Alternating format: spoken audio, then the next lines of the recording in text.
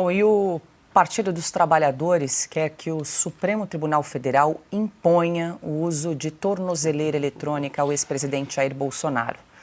A solicitação apresentada pelo líder do partido na Câmara, o deputado Lindbergh Farias, argumenta que a medida impediria uma possível saída de Bolsonaro do país, como fez a deputada Carla Zambelli.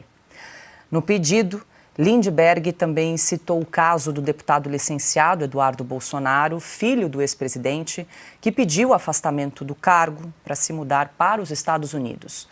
O petista pede ainda o impedimento de Bolsonaro de sair do Distrito Federal sem autorização judicial e a restrição de acesso do ex-presidente a consulados, portos, rodoviárias, fronteiras e organismos internacionais. Ana, tá aí o líder do PT, Lindbergh Farias, que tem atuado como assistente de acusação nesse caso, pediu também o bloqueio dos bens, a quebra do sigilo bancário e financeiro do ex-presidente Jair Bolsonaro e agora, então, pede uso de tornozeleira e uma série de restrições aí ao ex-presidente, Ana. Eu achei que tinham criminalizado as piadas no Brasil, que tudo isso aí... Olha, será que... Eu acho que às vezes ele faz de propósito, só para a gente falar dele. Então, a gente que eu digo, né, a imprensa, as redes sociais, então tá aí, Lindbergh, estamos falando de você, do seu pedido, que não faz o menor sentido, das bobagens que você insiste em repetir, em falar, em propagar. Tá aí, falamos de você. Uma salva de palmas para você. É só o que eu tenho a dizer, Paula. Ele já não vale mais a pena falar dessas bobagens do Lindbergh Farias. Desisto. Eu vou jogar para o Silvio, então, que sempre cita o integrante, aí, o representante da Juventude Grisalha, Silvio. Não, vou concordar com a Ana. Não vale mais a pena falar do Lindbergh Farias, não, Paulo. Ele já foi condenado pela vida a viver com a Glaze, né? Já é uma forma de punição cruel. Bom, 19h01, pausa rápida em Oeste Sem Filtro, a gente volta já.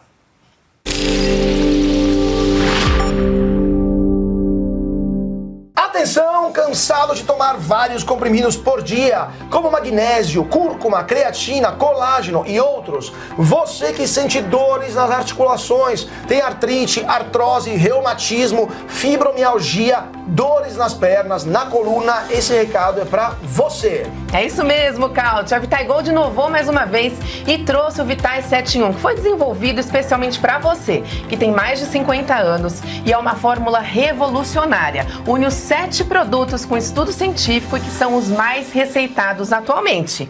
Agora, o melhor disso tudo é que é em uma única cápsula, trazendo conforto, praticidade e o efeito que você quer para se ver livre das dores. E vejam só, com o Vitai 7.1 você tem magnésio para a estrutura óssea, cúrcuma para aliviar as dores, creatina para fortalecer os músculos, colágeno tipo 2 para as cartilagens, MSM para reduzir os inchaços, clorela para o fígado, vitamina C para a imunidade. Todos esses ativos já possuem estudos científicos que comprovam a sua eficácia no auxílio a diversas doenças e no auxílio das dores e inflamação em geral.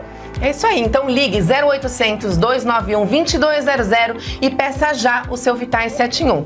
Tudo que você precisa em um único produto. E presta atenção, nessa promoção, as 100 primeiras pessoas que ligarem agora ganham 70% de desconto e ainda vão levar de presente, ó, esse relógio inteligente e mais, o nosso creme. Esse gel aqui foi feito para você que sente dores locais. Ele é para fazer aquela massagem fim de dia. Então aproveita, porque além dos 70% de desconto, você tem presentão, não é verdade, Claudio? É isso aí, muito bom, Renata. Então não fique de fora dessa. Chega de tomar 20 comprimidos por dia com apenas 2 cápsulas do Vitai 7.1. Você tem tudo isso de forma 100% natural.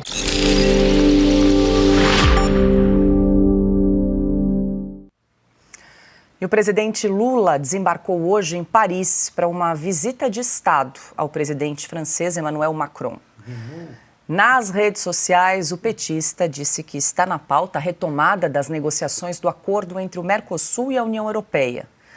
O tratado entre os dois blocos tem poucas chances de ser concretizado, já que a França lidera o grupo de países reticentes em assinar um acordo. Numa carta enviada a Emmanuel Macron, entidades agrícolas pediram ao presidente francês que mantenha a recusa ao pacto entre a União Europeia e o Mercosul. Lula vai permanecer até domingo na França. A primeira-dama, Janja da Silva, acompanha o petista.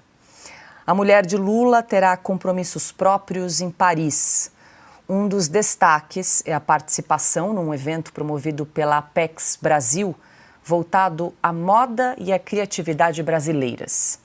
No encontro, Janja e a mulher de Emmanuel Macron, Brigitte Macron, acompanharam desfiles de 5 estilistas brasileiras. Ana, está aí a foto de Brigitte Macron e de Janja da Silva. Será que ela foi buscar inspiração para os próximos modelitos aí nesse desfile de moda em Paris, Ana?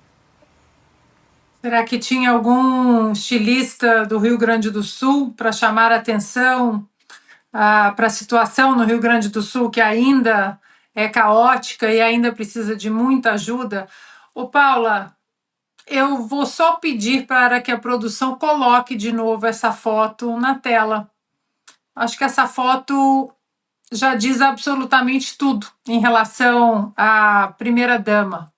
Se isso é postura de primeira-dama, né? Essa risaiada toda dela, o jeito que fala, como senta, como se veste.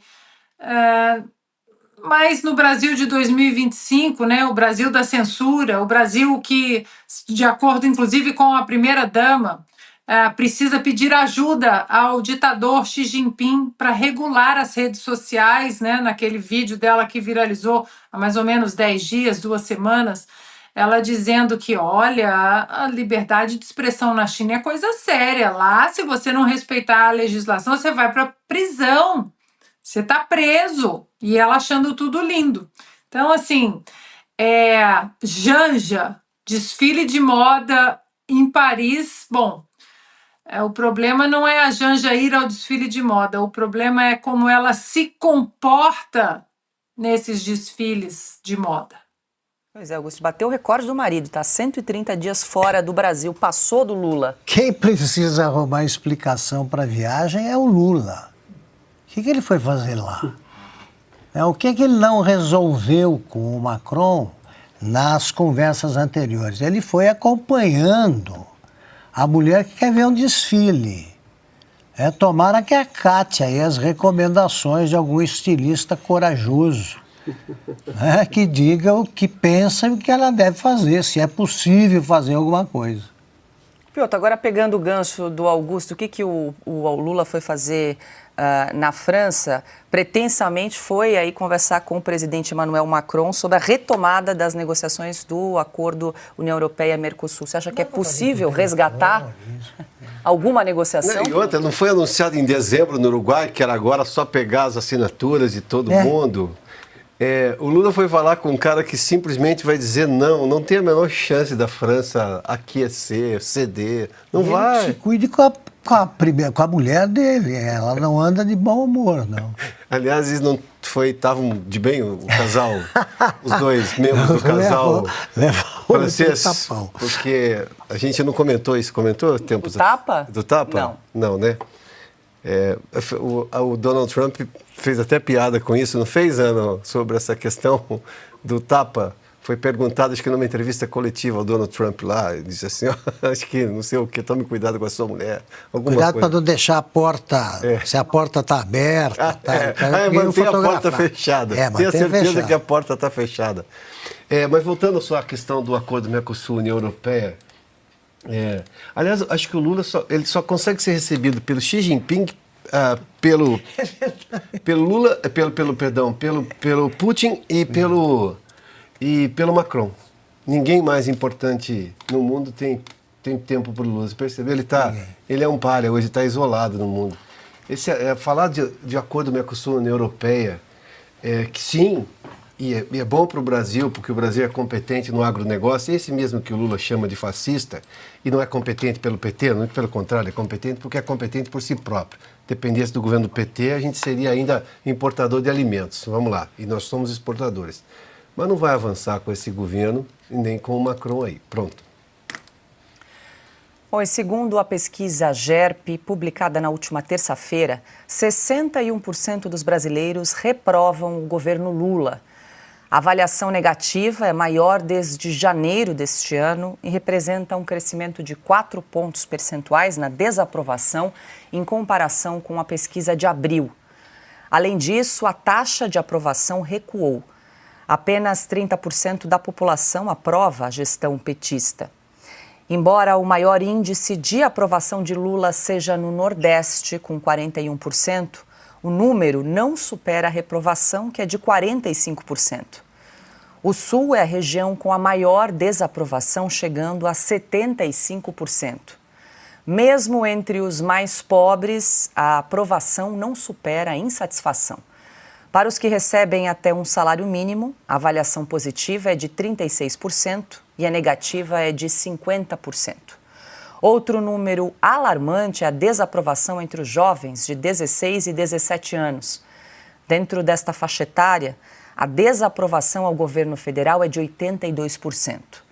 O levantamento foi realizado entre os dias 28 e 31 de maio de 2025, com 2.000 eleitores. Silvio Navarro, nos últimos dias, a gente tem trazido aí algumas pesquisas de opinião que mostram o derretimento desse governo. Não é notícia boa para o governo Lula, aí mostrando 61% de desaprovação, enfim, os índices subindo de desaprovação e caindo no sentido de aprovação do governo. Eu queria que você falasse para a gente o que te chamou a atenção nessa última pesquisa da GERP que a gente traz. Essa é a terceira pesquisa publicada nessa semana. Tivemos a Quest e Poder Data também, do site Poder 360. A minha reticência e descrédito absoluto com pesquisas é conhecida. Eu mesmo assinei 4 capas da Revista Oeste sobre como as pesquisas são feitas, fabricadas, essa é a palavra, as lojinhas de porcentagem, como diz o Augusto.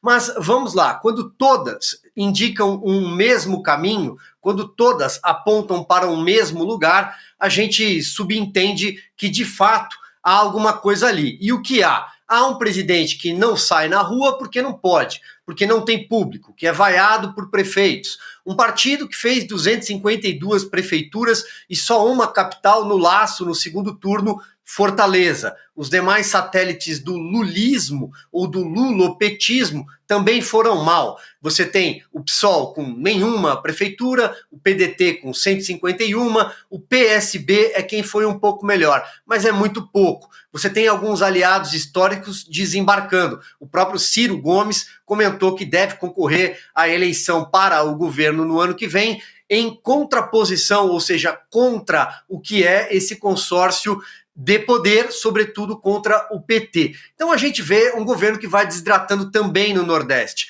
Alguns dados mostram também até de pesquisas feitas por consultorias em relação a redes sociais, aquela Ativa Web que foi publicada pelo jornal O Globo ontem, pela coluna Sonar, mostra, por exemplo, que os perfis em redes sociais do Lula perderam 1 milhão de seguidores em 6 meses e que uma massa, que a desidratação aconteceu no Nordeste e no Norte por causa do escândalo do INSS, algo muito fácil de ser explicado, porque o aposentado e pensionista olhou e sentiu no próprio contra-cheque que estava sendo roubado. Então é evidente que é um governo que vai terminando antes da data final de mandato. E ademais tem a Janja, que vocês já trataram também, tem outras crises acontecendo.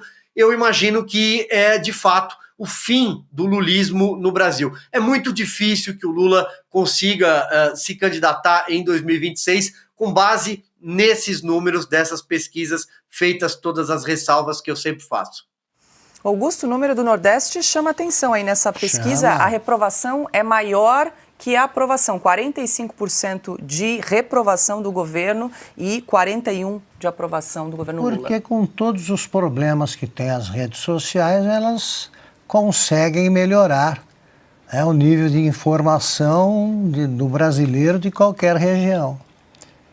Então, o Lula quer resolver o problema dele no Nordeste dizendo que Deus criou a seca para que ele viesse com a água alguns séculos depois. Quem faz isso, né, não adianta ter um sidônio para tentar corrigir.